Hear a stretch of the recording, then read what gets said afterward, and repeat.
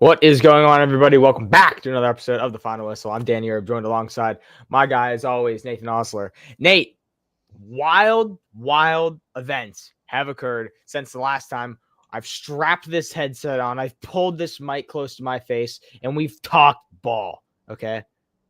Crazy stuff. We were in Indianapolis for the Royal Rumble on Friday. First of all, how was that? Bro, it was awesome. Let me just say Jey Uso.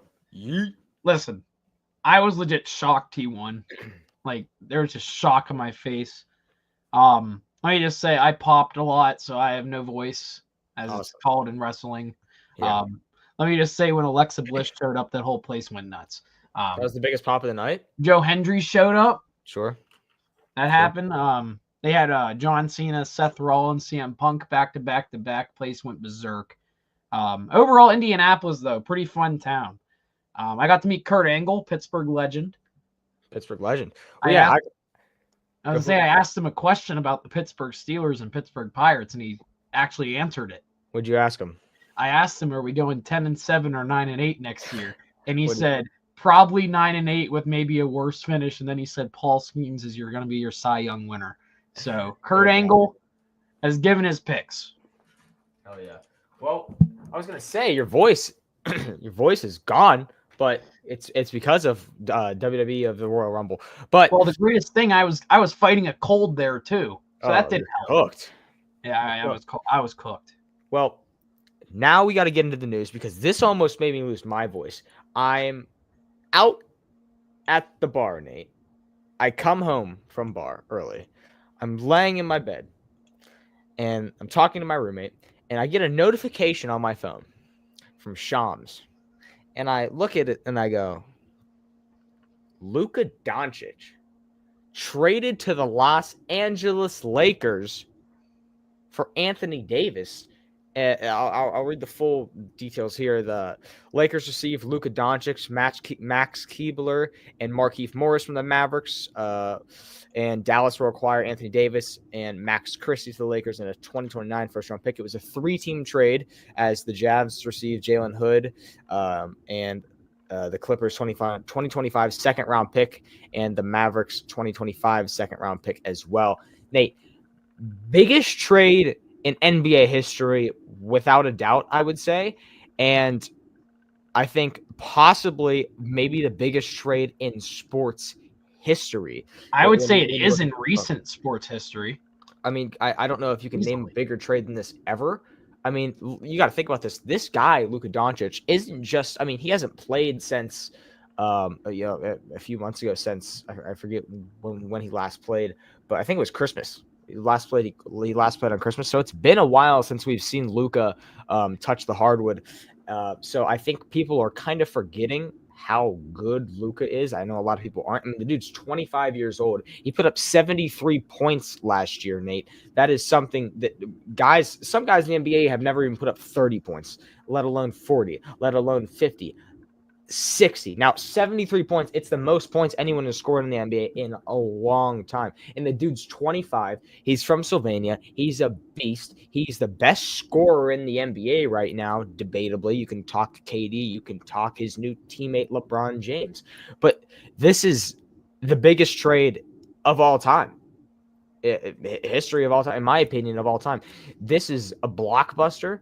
And I want to know your thoughts on this initially before I get into mine. Okay, so this happened literally right after the Rumble ended. So I'm in my hotel room getting ready to go to bed. My buddy's actually became a Dallas Mavs fan like last year. He's getting into the NBA because he really likes Luka. Brutal. And I look over and said, yo, do you open it? Like I open Instagram, it says 1 minute ago. So I saw it right when it happened. Mm-hmm. It's a picture of Luka and AD right next to each other. I was like, hey, your favorite team just traded probably one of the best players in the NBA. And he's like, what? So he's still going to be a Mavs fan, he said, but he does not want to be a Lakers guy. But when my first reaction is, what are they doing? It came out that it was based off of conditioning concerns. I know people have been talking about how Luka's looked to gain a lot of weight. I think they say he's like around 270, I think. But there's some big guys right now. 70, but he's 6'7". I mean, this is what bothers me about that comment, Nate. He's 6'7". What do you want him to be, $150? I mean, that's like asking Nikola Jokic to weigh 150. Yeah, I mean, what are we doing? Like, and whenever I guess my initial thoughts were, okay, you're trading a guy if you're worried so much about his conditioning. You're trading it for a star player that is made of glass every other year, it appears. He's injured a lot. Anthony Davis has proven to be a valuable aspect, or piece, that is, to the Lakers, especially in their championship run in the 2020 year. But other than that, I mean, he's hurt a lot. From what I look at it from the outside as just a casual NBA viewer, this guy is injured almost every year. He usually misses time. And if I'm a Mavericks fan, it's respectful that they're giving a funeral outside their arena for their franchise, because I'd be pissed off. This reminds me of when the Pirates first traded Andrew McCutchen and Garrett Cole. Oh, they traded away the star of the city, the star of the team, for practically nothing. I know Luka doesn't compare to that, but like Luka, this is the star of Dallas sports. Yeah. You could put him as the best player in Dallas amongst all their teams right now, honestly. I'd go Luka and maybe Micah Parsons. Probably that's your 1 and 2. Maybe CeeDee Lamb's up there. None of their hockey players land in that. None of their baseball players land in that, in my opinion. It goes Luka, then someone on the Dallas Cowboys, and then probably another Dallas Cowboy. Luka Doncic is probably the most popular athlete in the entire state of Texas. So not just Houston might not be fans of him, of course, because they have the Rockets. Spurs have San Antonio as the Spurs. But people in Texas definitely respect the heck out of Luka Doncic. And when it comes out days later that his own father feels like Luka was blindsided by this news, Luka was going to retire a Dallas Maverick. 100%. He said it multiple times. He would have gotten a statue outside of, I think it's American Airlines or whatever, their arena. He would have gotten a statue. He would have been retiring a Maverick. He should have been the next Dirk Nowitzki, retire a Maverick. International European guy like him. And Luka looked like he was going to have an even better career than Dirk. He looked like, in this team, Danny, just made the NBA Finals. Last year, 3 wins away from winning a championship. 3 wins, and they practically threw that all away because of supposed injury concerns, conditioning issues, and then they're worried about this Supermax contract. But even then, I think in Luka's press conference with the Lakers today, that wasn't going to be a concern for him. He would have signed whatever. He was definitely loyal as heck to the Dallas Mavericks. I don't know what they're thinking. And you could tell, my final thing, I guess, before I go back to you could tell in the, I forget their GM's name, but whenever Jason Kidd, their head coach, was there, you could tell Jason Kidd was not happy. Yeah. But he was just having to nod his head saying, like, yeah, we traded Luka. You could tell their head coach was not that pleased. Mark Cuban, who's a minority owner, is still confused. I know people think he's the head owner. He's not the head owner anymore. This dude's even confused. He said they would never trade Luka. And what happens out of nowhere, this is probably the most random trade of all time. If you're thinking MLB concerns, people are comparing this to like Bobby Witt Jr. for Mike Trout, practically. You're trading a up-and-comer all-star like Luka and Bobby Witt for 2 guys, Anthony Davis and Mike Trout, who are stars in their own rights. They've been at the top. And they don't, I mean, Mike Trout doesn't have a ring yet, but I mean, AD, if he was on the Pelicans, would be the same way. But they both have desperate injury concerns. They're both towards the later stages of their careers, you could say. I guess Mike Trout more so than AD. But man, this trade just makes no sense. I like it if you're a Lakers fan, but I desperately hate this move if you're a Mavericks fan. Yeah, I just kind of want to say this. I mean, people are talking about this trade like it's the biggest fleece of all time. Don't get me wrong, it's a huge fleece. But when you look at what the Mavericks got in return, people are acting like the Mavericks got a bag of Ruffles in the mail back. You still got Anthony Davis. This is a guy in the NBA that's averaging 25.7 points per game, 11.9 rebounds per game, and shooting 52% from the floor. That is unbelievable numbers. Those can be MVP numbers if possible. This guy is still at the top of his game. AD is still a top 3 center in the NBA, if not the second best center in the NBA behind Nikola Jokic.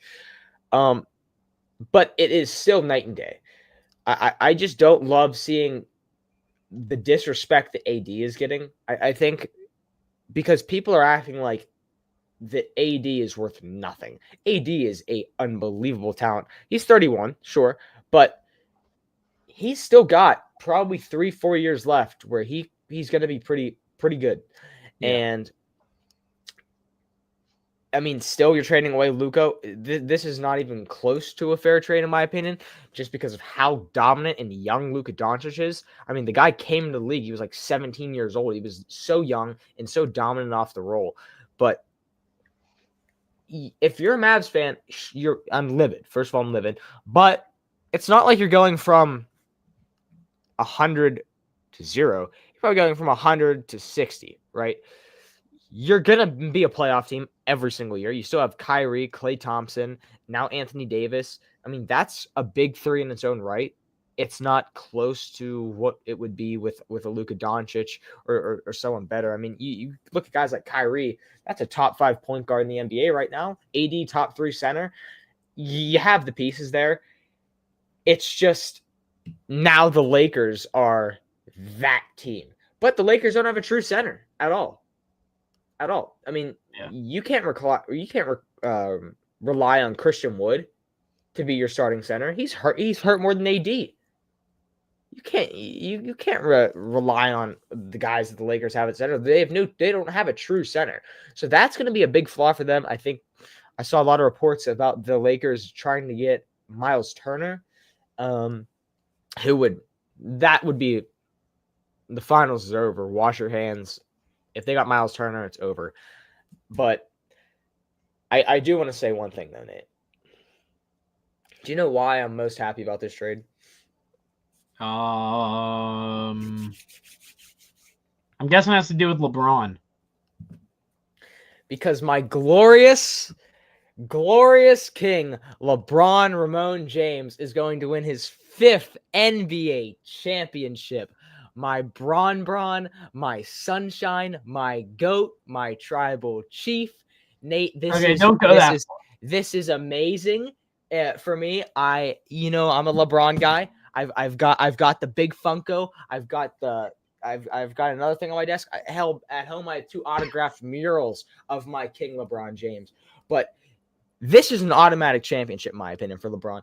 And this only extends LeBron's career, in my opinion. I think LeBron was kind of starting to think, oh crap, okay, like, listen, I probably got 3 years at max left. I can play with Bronny, try and see if Bryce can get in the NBA, try and play with Bryce, and then get out of the league and retire on top. But now I think that the Lakers have the biggest championship window they've ever had since 2020, and it's massive. It's huge.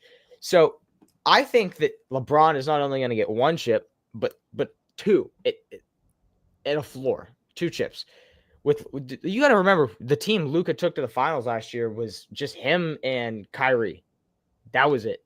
And Luka, if you look back at that game, Luka played piss poor defense, horrible defense. So my biggest concern with this Lakers team is, number one, you don't have a center. You don't have a true center. Jackson Hayes is not a center. I'm sorry, he's not your true center, and neither is Christian Wood. And then after that, it's a whole lot of nothing. So that's my first concern. And then my second concern, Nate, is defense.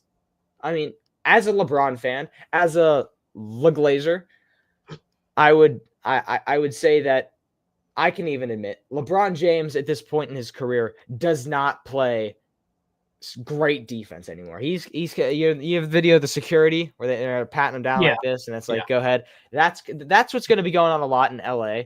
That's what happened with Luka in the finals last year. He was doing the pat down.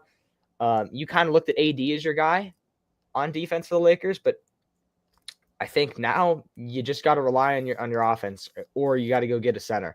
I think big center targets are guys like Miles Turner. Hell, even a guy on the Raptors, Chris Boucher, is being listed as a possible option for Lakers fans. But man, I'm stoked as a LeBron fan. This is more rings for me, Nate. I'm going to get more rings. This ends the GOAT debate, but also I think this, you know the meme, how does this affect LeBron's legacy? I think that this does not help his legacy, because this is the first time, Nate, in LeBron's entire glorious, amazing, the best of all time career, that he's not the best player on his team anymore. This is the first time ever that has happened. Ever. You got to remember the teams he played on, too. He played on a few super teams, right? He played with the Heat with Dwayne Wade and Chris Bosh, who were at the top of their game at the time. And when he was drafted to the Cleveland Cavaliers in his career, he was playing with guys that probably had LinkedIn profiles, if that was the thing at the time. That was a horrible team. Then he goes to the Cavs again, plays with Kyrie, Kevin Love.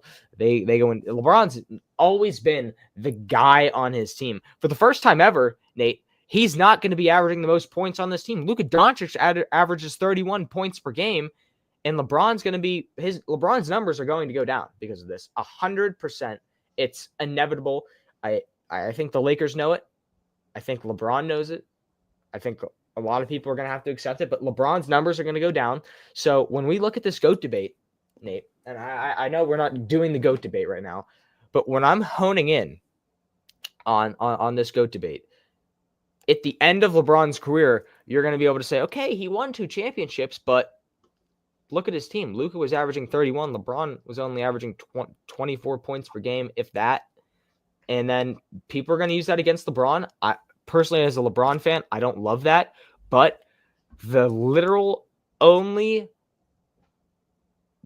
aspect of the GOAT debate that Jordan has left is 6 championships. That Nate, that's it. And you can argue a brick wall if you want to, because that is literally the only statistical margin that Michael Jordan has over LeBron James. MVPs as well.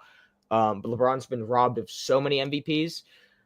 But this hurts his career a little bit, in my opinion, legacy-wise, just because he's not going to be the best player on his team for the first time. You look at Michael Jordan, always the best player on his team. But, I mean, man, I'm happy as a LeBron fan. He's going to win some more championships, Nate, and you're going to hate to see it. You're going to hate to see it when the king puts that trophy over his head and he goes, Los Angeles, this is for you. And Luka is laughing, and all 270 pounds of Luka. They're calling him the White Zion now. Oh, God. He's going to win his first championship. They're going to go back-to-back. They might even three-peat. This is awesome for me. But that's the biggest – I know I just kind of went on a big spiel there. But can I say this very quick? Blockbuster. Talk to me. I think if I'm giving these teams a grade, the Lakers get an A, the Mavericks get a D-. I know people are saying F. I get AD still a good player, but the Lakers still won this trade by a mile. And the only draft pick the Mavericks got, I think, was a 2029 first-round pick. You couldn't get more out of Luka? Oh, 100%. Nate, the Brooklyn Nets got more first-round picks than the Mavericks got for Luka when the Nets traded Mikal Bridges to the Knicks. They got more first-round picks. I despise this if I were a Mavericks fan, this could be the breaking point per se, since we don't have an NBA team. If the equivalent of this, because I'm a Magic fan, if the Magic were to trade Paolo, I might stop being a Magic fan because I'm like, that's the guy I'm rooting for the most. If you're a Mavericks fan not living in Dallas and they traded your favorite player for practically nothing, plus Anthony Davis, I guess, on the aspect of it's conditioning issues, and you bring in a AD who gets hurt a lot, I'd be very pissed. I'd be pissed off. And it was just along the aspects of they're worried he's not going to sign the Supermax as well, when Luka literally said in LA today he was going to sign it. It was never a worry. And another thing is, a lot of Mavericks fans are saying, the Mavericks are posting on Instagram like, "We'll miss you, Luka." And they're like, what do you mean? What do you mean we'll miss you? Like, I'm going to LA. Like, a lot of Mavericks fans are jumping ship and being like, no, you didn't just trade Luka. You traded me. I'm ride or die Luka. I've been there before. Yeah, they should be limited because if you've been on Twitter, I've seen this is some of the best NBA Twitter I've ever seen in my life. I mean, some hilarious tweets or because of this, but. And crazy. And the trade deadline isn't even over yet. We still have a few days before the trade deadline. Yeah. I think it's Friday. Yeah, and I'll add this very quick, and before we move on to the other trades that have happened, with a certain Sacramento King and San Antonio Spur, I guess. We'll talk about that one next. The equivalent, if you're just joining us and you're trying to think about what this means on the Dallas perspective, I would say, like I said earlier, this is Dallas's probably their number one sports figure. Yeah. Like I would say a good bit ahead of a Micah Parsons and CeeDee Lamb and Dak Prescott. Luka Doncic is number one on Dallas Pro Sports right now. You take any other athlete, this would be like taking Pittsburgh and TJ Watt, trading him away. This would be like, I'm trying to think of other ones. New York City, you're taking away Aaron Judge, throwing him away, giving him to someone else. If Aaron Judge was 10 years younger, you're taking a young star, Juan Soto of the New York Mets. Yeah, this would be trading Soto for Max Scherzer. Yeah, I wouldn't say Max Scherzer. Like I said earlier, Bobby Witt Jr. for Mike Trout. That's your baseball club. I like that. NFL, I'm trying to think of what's an NFL one you could say. Maybe like a young star. Justin Jefferson, maybe? Jefferson for like Jefferson. Who's like for Odell? Like AD. No, AD's still pretty elite. He is. I would call him elite. So I'm trying to think of an older player. Gets somewhat. Mike Evans. Cooper Kupp. This would be this would be Jefferson for Mike Evans, I believe. Yeah, I like that one. Well, we've got another trade that we got to cover here. The Sacramento Kings have traded De'Aaron Fox to the San Antonio Spurs in a 3-team deal involving Zach LaVine, who goes from the Bulls to the Kings, and forward Kevin Huerter to the Bulls as well, I believe. So it's been rumored now De'Aaron Fox once traded. The Kings have imploded, and this is a franchise that has been struggling for years, and they finally start to come together. They have their whole light the beam thing. It's De'Aaron Fox. They have DeRozan. They have Domantas Sabonis. Look at that trade right there. Mahomes or Frank Gore. Fair. Oh, but this is a team that the Kings they had coach of the year last year. They fired their head coach after he went on like an 11-game losing streak. They got a new head coach, and now they're just abandoning ship, which I hate to see. And I like De'Aaron Fox. He's good out of Kentucky, and now he has a chance to win a championship. I believe a better championship option in San Antonio, just because of how young that team is. They've got Victor Wembanyama. They have a veteran presence in Chris Paul. It's a good team to start up with. So I think that this Spurs team could be dangerous. I think that when you look from a Bulls standpoint, they got a bag of chips back. So the Bulls really took a hit here. But the Spurs or the Kings now have Zach LaVine, DeMar DeRozan, who I'm assuming is going to be their best player now, DeRozan, which is scary. And Sabonis, I don't think that is a team that works well with each other, but I'll digress. DeRozan and Zach LaVine played together in Chicago. It didn't work. DeRozan wanted out. He went to the Kings, and now he's back with Zach LaVine.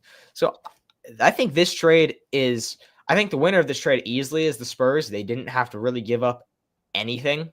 Literally, they didn't give up. They gave up barely anything to get De'Aaron Fox, who is a all-star caliber guard yearly. I want to know your thoughts. With this trade, I feel like this was very rumored for a while. I feel like everyone thought De'Aaron Fox was going to be going to the Spurs. I saw it on Twitter actually days before. He was like, the rumored spot is going to be the San Antonio Spurs. I like the fit with him and Wemby. I still think the Kings are going to make the playoffs. I think they'll be in the play-in. I think both of these should. I think the Spurs, who aren't in the playoffs right now. I think the Spurs might honestly jump the Dallas Mavericks in a little bit. I think Dallas Mavericks is the team that got worst out of all these 4 teams. The Kings will still make it. The Spurs will probably surge ahead. That Spurs team could be pretty fun. I think the Spurs needed a shooter desperately. I like them adding a De'Aaron Fox to a Wembanyama. And I also like the Kings being able to retain a Sabonis, getting a Zach LaVine, like you said. Yeah. And I think you said DeMar DeRozan as well on that squad. Mm-hmm. So I don't think the Kings should be worried. It is kind of sad to see how hyped up they were. I think just 2 years ago, the whole light the beam movement was. Everyone was so hyped. It was oh no, they traded him. What seed were they that year? I think they were upset in round 2, or they were supposed to go on a big run, but it just didn't work out. It was one of the best teams that year, and it just fell apart. And then now they're just kind of stuck. It seemed they've been stuck in that 5 to 10 seed range for a while. They just can't take that. Timberwolves.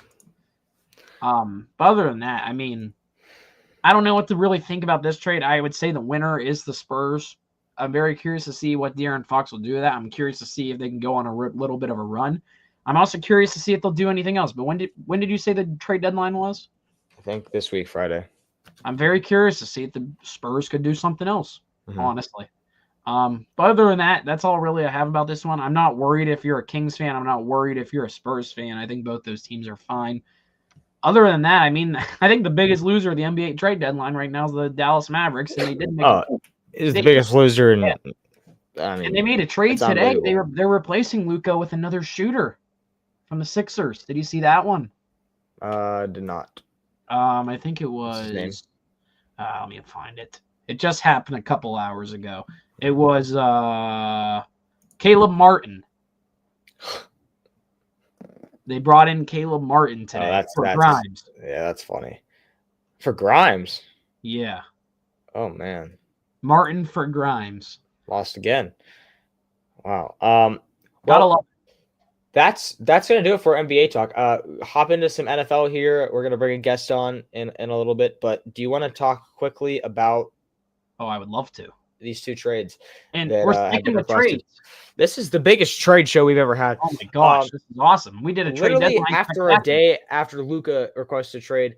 Myles Garrett of the Cleveland Browns says, I want some attention too. So what does he do? Yesterday. He informs the Cleveland Browns at the Pro Bowl that he wants a trade. He releases a press release. We'll see if we can pull it up here. I'm trying to find it here. Yeah. If you pull that up. As I'm pulling that up, and then this was all yesterday on Monday. We had Myles Garrett request a trade, and then we had the LA Rams. I almost said St. Louis Rams. The LA Rams literally told the world that they were going to be trading Cooper Kupp, which is he's going to be gone. Crazy. I'm going to go to present this. Let's see here. Here we go. Let me switch the assets here. Yeah, hold on. Yeah, this is Myles Garrett's official statement. As a kid dreaming of the NFL, I focused on the ultimate goal of winning a Super Bowl, and that goal fuels me today more than ever. My love for the community of Northwest Ohio. Oh, sorry, I don't want to add.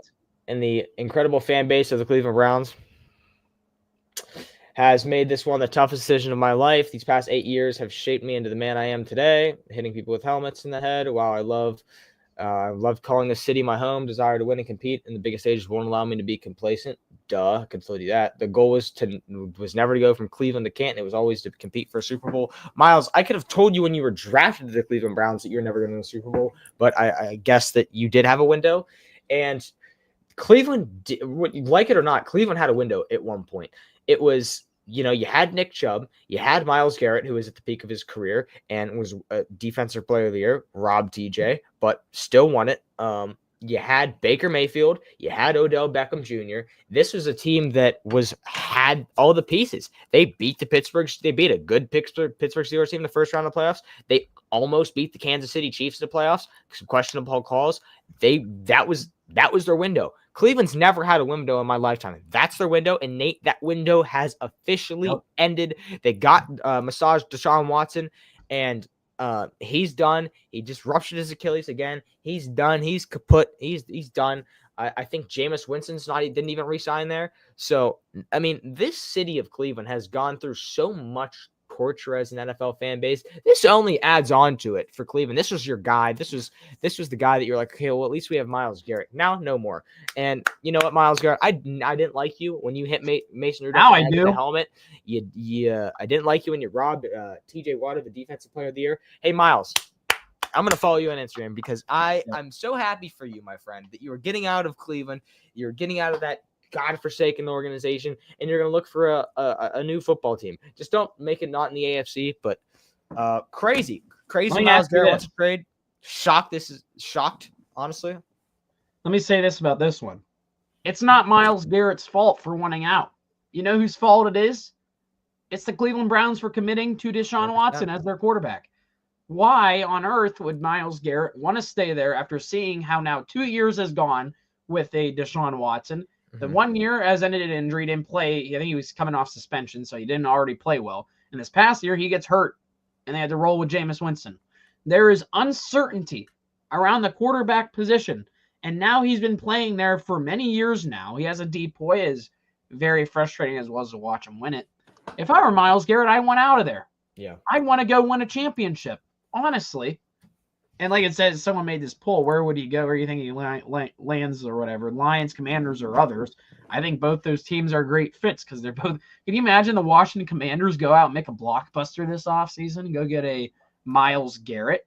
Can you imagine if the Detroit Lions pair a Myles Garrett with a returning Aiden Hutchinson and a Zadarius Smith, who was also on the Cleveland Browns? Remember that. But yeah, how crazy is this? You have Myles Garrett wanting traded, and I'm going to stop sharing this very quick. But first of all, do you have any other thoughts on this one before we go to the next one? I was just going to bring up the Cooper Kupp one right here. Yeah, he said that, hours later, Cooper Kupp brings this up, tweets this out, shocks the world. I was informed by the team they will be seeking a trade, blah, yada, yada, yada. Basically, I thought I was always going to be a Ram. He liked the Rams. This is a guy that has fallen off for sure in his career. I think he had a bad year. I've never been high on Cooper Kupp. I always thought he was severely overrated. But, man, I think Luka Doncic has shaken up the entire sports world. This trade has just been a snowball effect.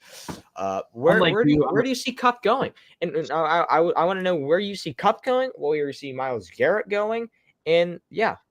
So I'll start with Garrett. Like I just saw that poll on the side of my Twitter. I think the Lions and Commanders would be great fits. Honestly, the Commanders I see as a better fit because I did not like their rush defense at all. I think it would be a great idea to add someone along the line in a Myles Garrett, that is. Mm-hmm. So I'm gonna pick the Commanders. Honestly, I think it'll be really fun. Now with Cooper Kupp, I saw this earlier. This is 3 hours ago. NBC Sports posted this. These are the betting odds on DraftKings.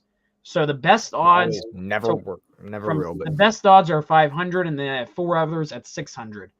Plus 500 are the Steelers and Bengals, and then plus 600 are the Commanders, Patriots, Chargers, and Broncos. I think it would be interesting if he were to go to the Chargers or Steelers. Those would be my 2 picks. He ain't coming to Pittsburgh. And that's not me just being biased. I'm going to say it now. We're Steelers fans. It's not just me being biased, so that's why I'm picking the Chargers ahead. I brought it up after the Chargers lost that the Chargers desperately need a wide receiver to pair with a Ladd McConkey and Quentin Johnson per se.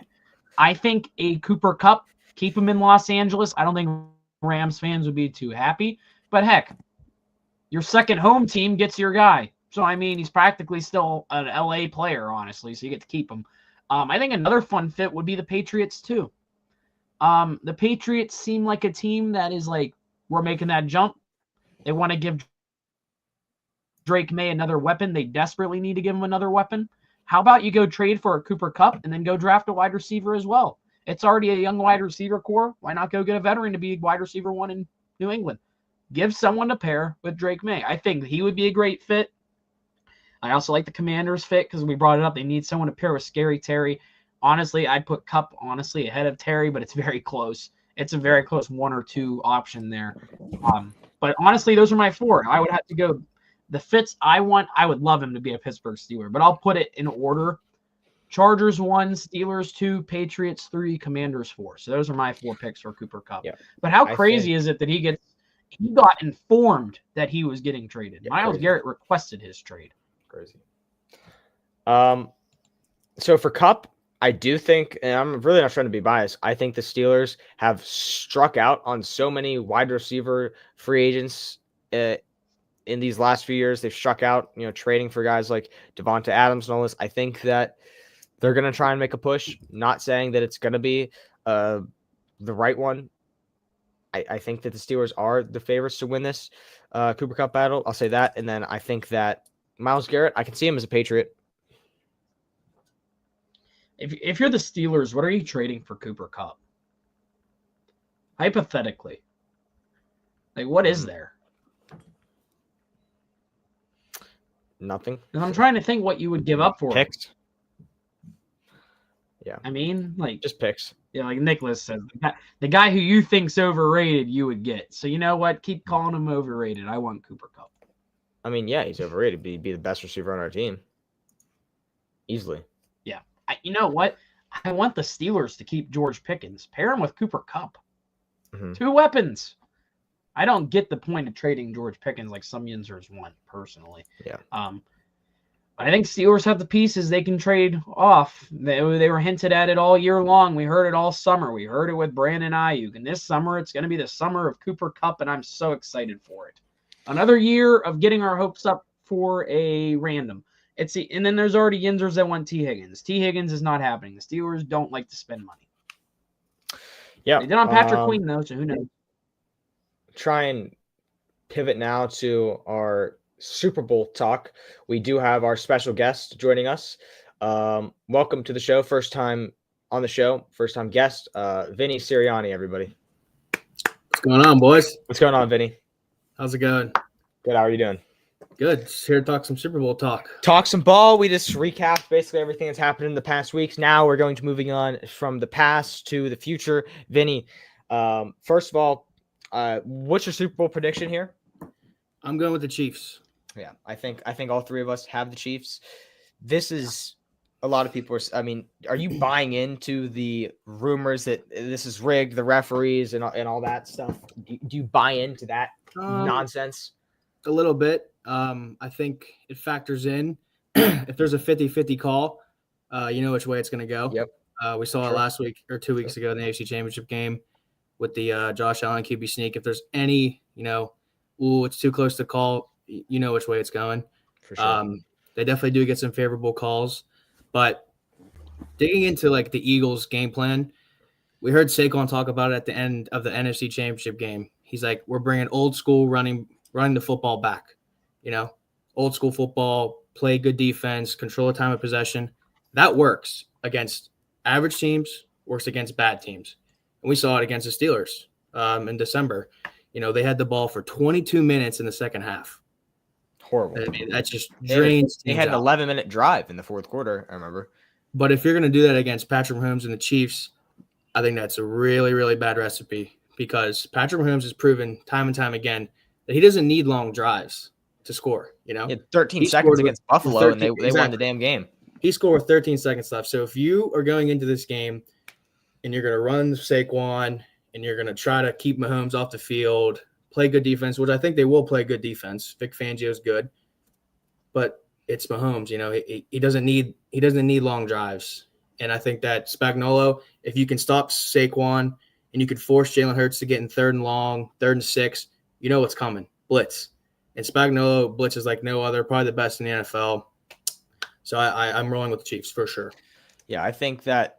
You look at a guy like Patrick Mahomes, at this point in his career, I think he's accepted the role as the villain per se, and he likes this narrative that, okay, no one wants me to win, so that's why I'm going to win. A lot of guys don't have, a reason that they want to go out there, they want to win this game. Mahomes doesn't need to win this game for Super Bowl reasons. He already has 3. So right. I think that he finds a chip on his shoulder better than a lot of other players in the NFL. And I think he's using, this narrative that, the Chiefs get calls, Mahomes, no one wants to see Mahomes three-peat, yada, yada, yada. Everyone hates Mahomes, this and that. And listen, I think that he finds a chip on his shoulder. He's found it. He's talked about it. Him and Kelsey love being the villains of the NFL right now. And when a pissed off Patrick Mahomes is playing ball, you're cooked. It doesn't matter. Now, the Eagles, I think, have what is the most explosive offense in the NFL right now. Without a doubt, Saquon Barkley is running the ball like no one we've ever seen before. And Jalen Hurts, if he needs to, can throw the ball to 2 one's a top 10, top 5 receiver, you could say, and A.J. Brown, but Devontae Smith, who could be a top 20 receiver, you could say. Great targets. They have Dallas Goedert. They have the best offensive line in the NFL. Their offense is so explosive, and it's almost perfect. But literally, we've seen it before. It does not matter against Kansas City Chiefs. Nope. The only time, the last time that a team that I thought is better than the Chiefs to beat them was the Detroit Lions earlier this year in the regular season. So, man, yeah, you can't beat them in February, January, let alone February. No. Right, impossible. Going what you said, the 49ers were an absolute wagon last year. Wagon. The Baltimore Ravens were an absolute wagon last year, and then you play the Chiefs. And it's like, what's going on? Is it like are these teams psyching themselves out against the Chiefs? Are the Chiefs that good? I think it's a little bit of both. I think there's a little bit of, timid, maybe a little not scared to play the Chiefs, but you're like, I don't know. I think they psyched themselves out a little bit. And Nicholas brought this up, revenge, a factor for Hurts. It is. And if I'm an Eagles fan, I would be blind to the fact that, okay, Hurts is going to go get his get back against the Chiefs. He lost them. That's what everyone said against the Niners last year. They said, okay, this Niners team lost to Patrick Mahomes and they had Jimmy Garoppolo. Now they've upgraded tremendously, and now they're going to go in there and they're going to punch the Chiefs in the face and they're going to step on their throats. Now, this game went to overtime? Yes.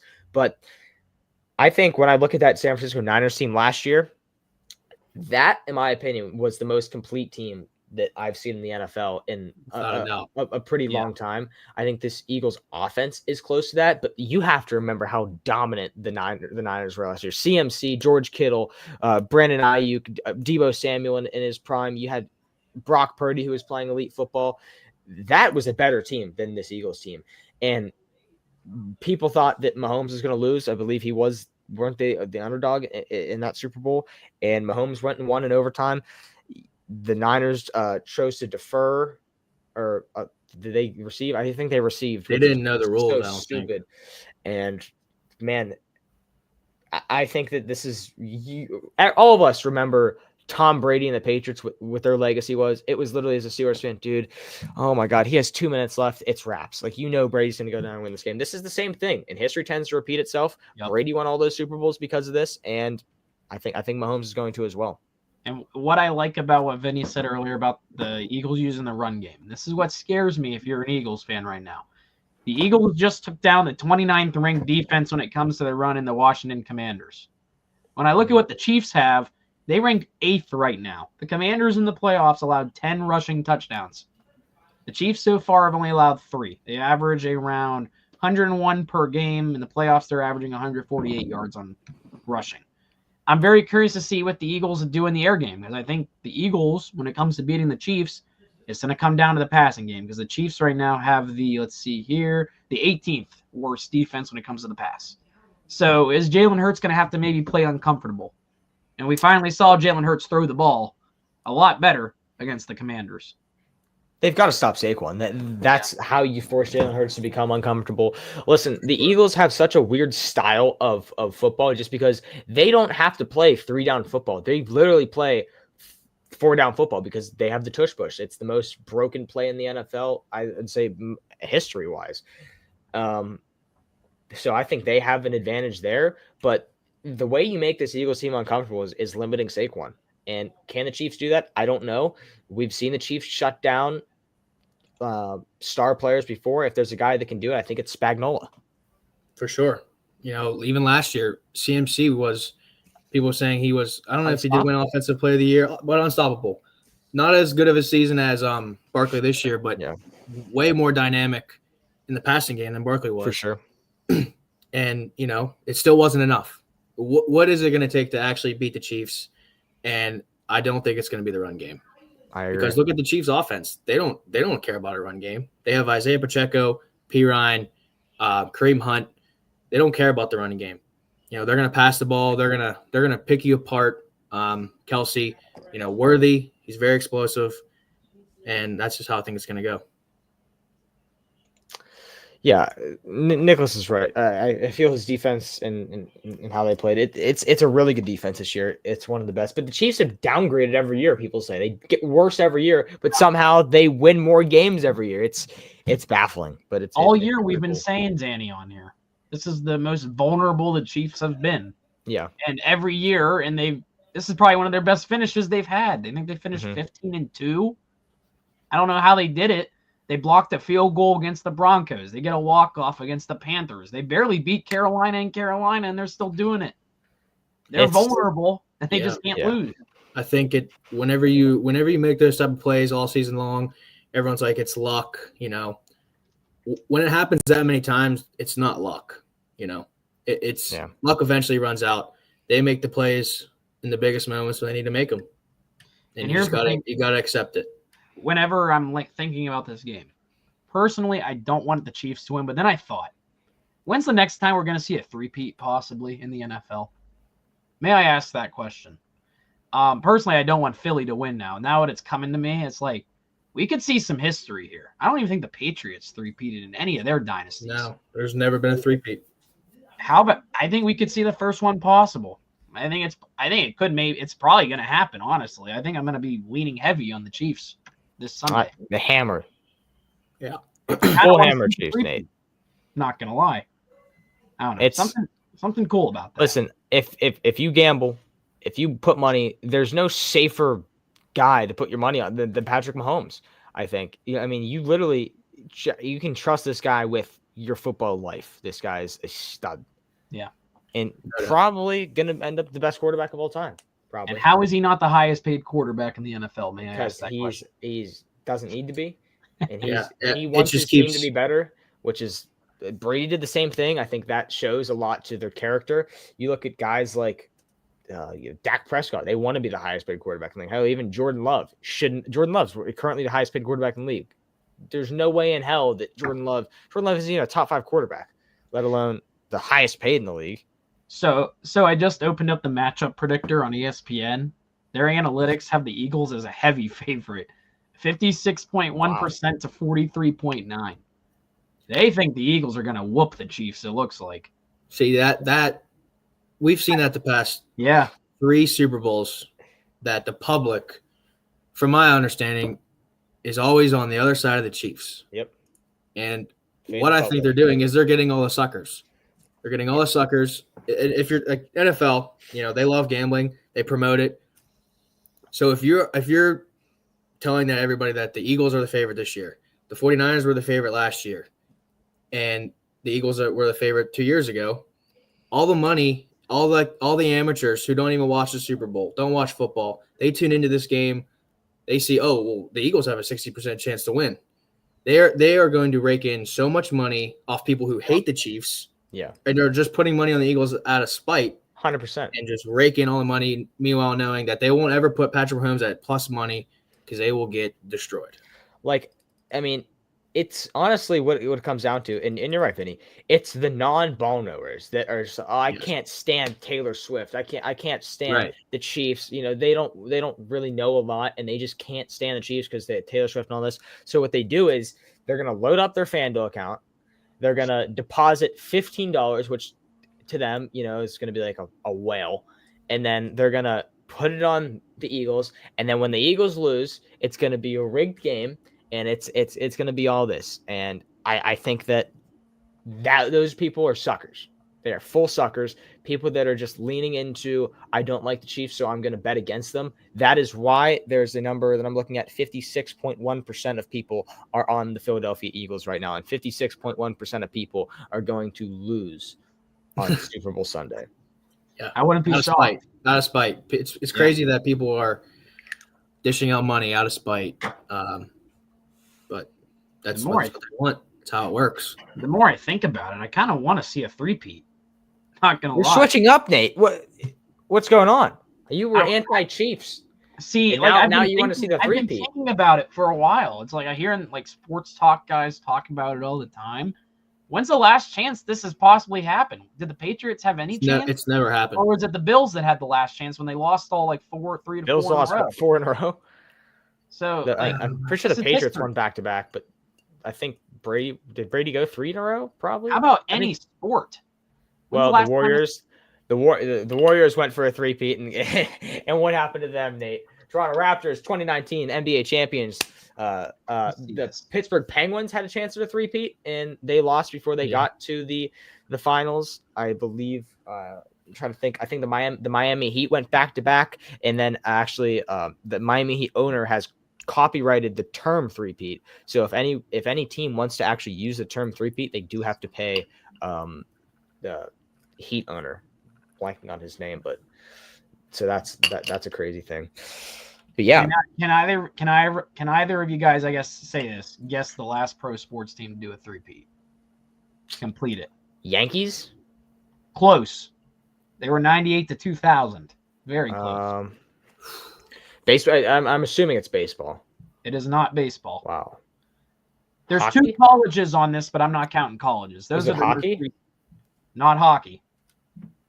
It's not football. It's not baseball. It's not Celtics? hockey. It is basketball. It's not Lakers. The Celtics. It Lakers. is the Lakers. Yeah, it was the Lakers with Magic. 2000 to Jordan was 2002. close. Jordan was close. He went back to back twice. And what But, Nicholas said down there, UConn did do it in 02 to 04, and then they also did it in 13 to 16. And I think their women's basketball team Yeah, did it a both bunch women. too. Yeah. Both women's. Those are the most recent. Was pro sports would be the Los Angeles Lakers, Yeah. Yankees, Houston Comets in the WNBA. That's the third most recent. Or did Jordan do it twice? Chicago Bulls 96 to 98, Jordan three-peated twice, and then Chicago Bulls 91 and Yeah, 93. unfortunately. Not my goat. But yeah, Yeah, so how about a three-peat? you look at a three-peat, that's what the most like that's one of the best accomplishments you can have. But say the Chiefs go on to win the Super Bowl. You think there's any chance that they go 4? Oof. I mean, the fact that we're already talking about 4 in a row, I think they're going to get there. I think I want to give an early prediction. Mhm. I'm going to say no, and here's why. There's only one guy who can stop Patrick Mahomes in the AFC, and he wasn't in the playoffs this year. Mr. Shiesty. So I think the Bengals will bounce back. They will get into the playoffs. I don't know what they're going to do with Higgins. That's a whole different conversation. But if Burrow can get into the playoffs, that will be the guy to take them down. I think the NFL's due for some shakeups. We just talked about Kupp is. and Garrett. I think that like Watch Vinny the Chiefs said. go and get Myles Garrett and Cooper Kupp. They'll get both of them. Yeah, like Vinny said, is the Bengals has the best chance. Like the AFC is the most quarterback heavy conference. You Yeah. think it's Patrick Mahomes, basically 4 guys you could say: Mahomes, Josh Allen, Lamar, Joe Burrow. Those are the big 4. You could maybe in a couple of years throw Herbert in that, CJ Stroud.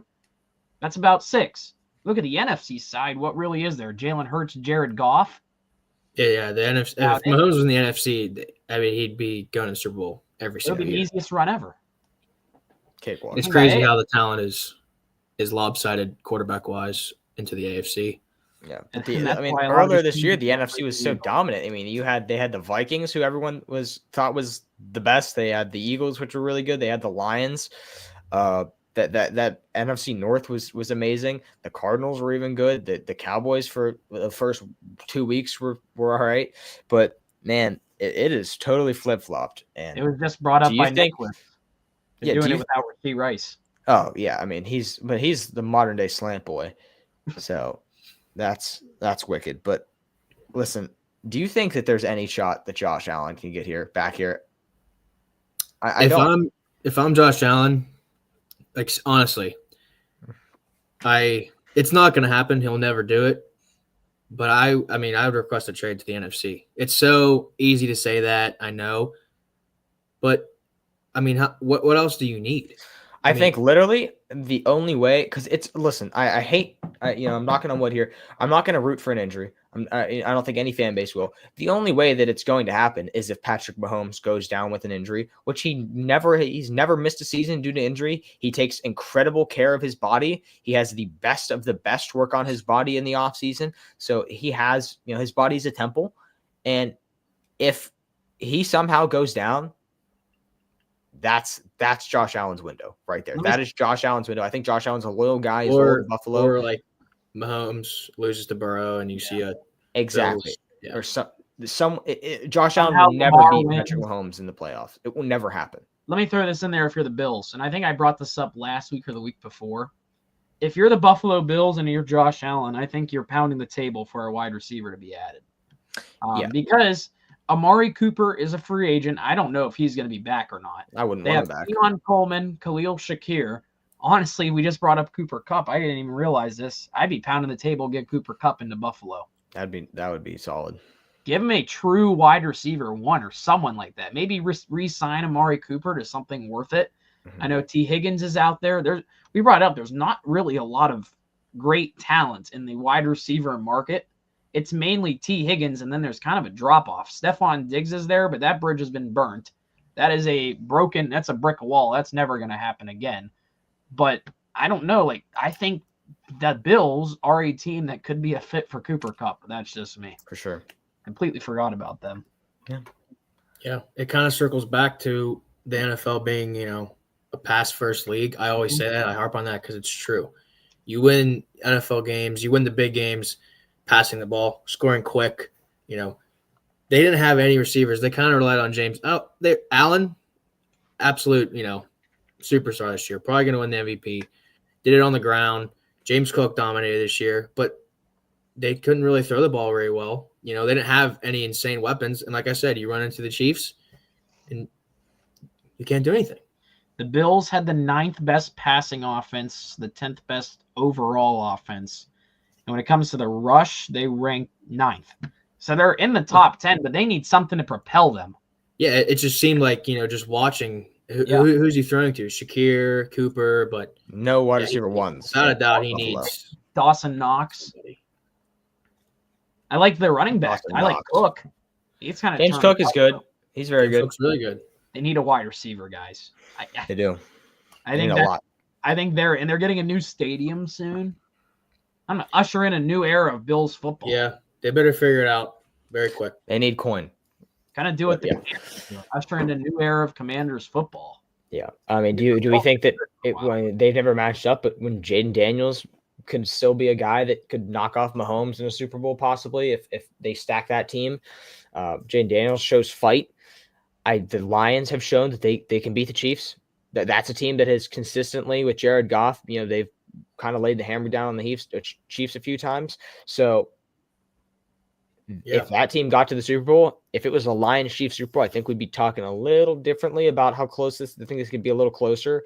But the Eagles had the biggest cakewalk to the Super Bowl, in my opinion.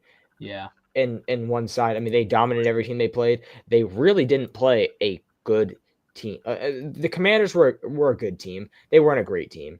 That kind of goes with what I said. Is them running the ball, playing good defense, dominated. It will dominate those type of teams. Exactly.